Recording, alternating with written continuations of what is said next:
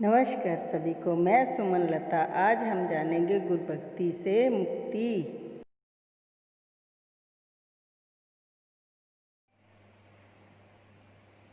गुर के वचन प्रतीत न जेहि, सुपने हु सुगम न सुख सिद्धि तेहि। नमस्कार सभी को। जैसे कि पहले भी हमने मन मंदिर चैनल के माध्यम से जाना था गुरु भक्ति की दास्तां, आज हम जानेंगे गुरु भक्ति से मुक्ति। इस वास्ते शास्त्रों ने गुरु भक्ति की महिमा को निश्चय करके यह हुक्म दिया है कि मंत्र मूल गुरु वाक्य, अर्थात संपूर्ण मंत्रों का मूल मंत्र गुरु का वाक है। इसी प्रकार चौथी सीढ़ी जो मुक्ति का प्राप्त होना है, उसमें भी केवल गुरु ही की कृपा आवश्यक है। बिना मेहर और दया सतगुरु की उसका प्राप्त होना संभव नहीं है। शास्त्रों में जहाँ भी मोक्ष या मुक्ति का प्रश्न होता है तो वहाँ गुरु ही का नाम आता है और खासकर उसको गुरु ही की कृपा और दया के ऊपर रखा गया है।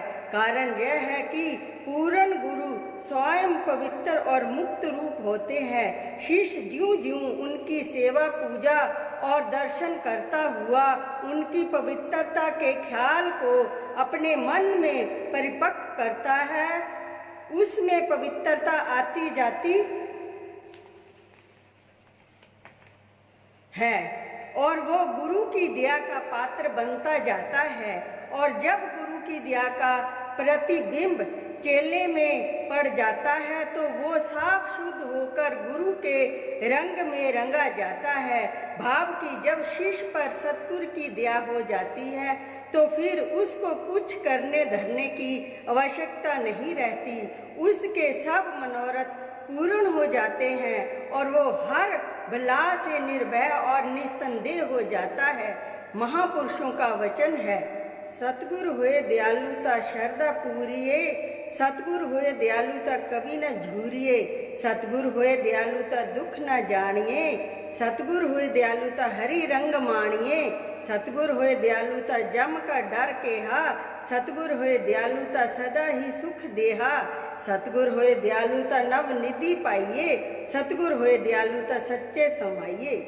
जो गुरु की सेवा पूजा के नियम को परिपक्व रखते हैं, उनमें भक्ति का गुण उत्पन्न होकर वो गुरु और शिष्य के बीच एक ऐसी प्रीत का संबंध उत्पन्न कर देता है जिसके द्वारा फिर दोनों में एकता की अवस्था पैदा हो जाती है, जिसका फल कुदरती तौर पर यह होता है कि जो कुछ गुरु के अंदर होता है वो ज्यों का त्यों शिष्य के मन में उतर जाता है और सेवक स्वामी दोनों एक हो रहते हैं।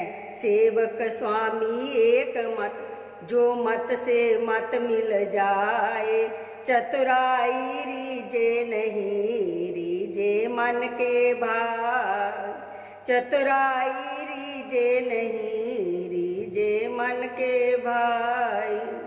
जे गुरु भक्ति है और इस गुरु भक्ति के अंदर मुक्ति का भेद छुपा हुआ है।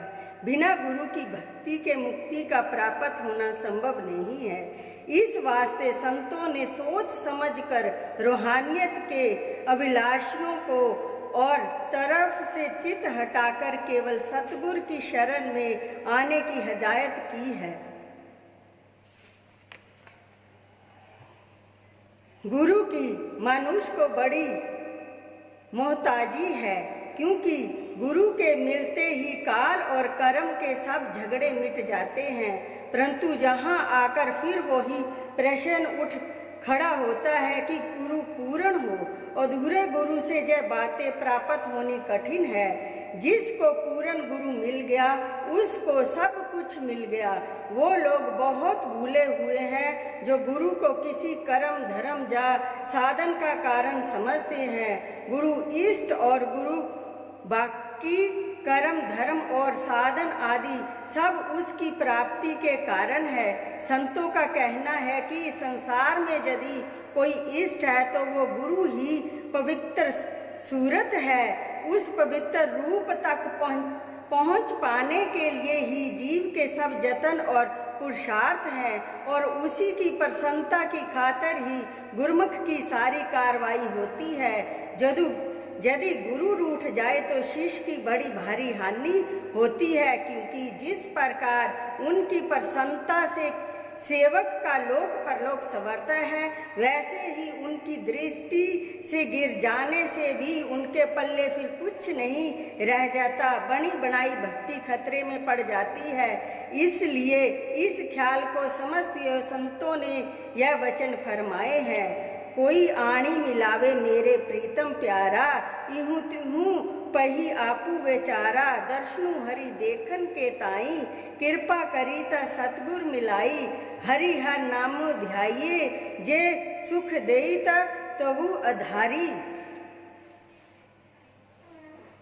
दुख भी तुझे ध्याई, जे दुख देई ता तेहि राजा, दुख विच सुख मनाई, तन मन काटी काटी सब अर्पी, विचे अपनी आप जलाई, पंखा फेर पानी ढोवा, जो विदेही सो खाई, नानक गरीबू ढाई पाया द्वारे, हरि मेले लेही वड्याई, अखी काढ़ी धरी चरना तली, सब धरी फिरी मत पाई, जे पासी बलिहारी त तुझी आराधी, जो मारी कड़ी भी ध्याई, जे लोक सहायता तेरी उपमा, जे निंदे ता टोई न जाई, जे तेथो बलि रहे ता कोई कहू आखू, तेथो विसरिए ता मरी जाई, वारी वारी जाए गुरु ऊपरे, पै पैरी संत मनाई, नानक विचारा वल्या दीवाना, हरि ताई दर्शन के ताई, झगड़ू जागी म्यूं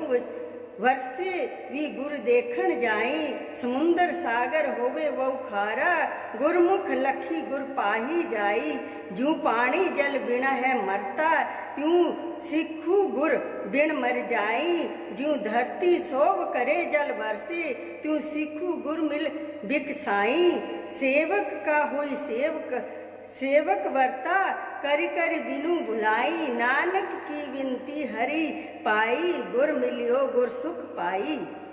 सफलता के चौथे दर्जे में ये बताया गया है कि मोक्ष या मुक्ति का प्राप्त होना गुरु की कृपा के ऊपर निर्भर है, अर्थात मुक्ति जब होगी गुरु की कृपा से होगी। गुरु की कृपा से मुक्ति कैसे मिलती है, इस प्रश्न का उत्तर भी पीछे दे दिया गया है कि शिष्य गुरु के हुक्म अनुसार चले, उनके वचनों की पालना करे, अपने ख्याल को गुरु के ख्यालों में जोड़ दे, अपनी सुरती को गुरु के शब्द के साथ बांध दे।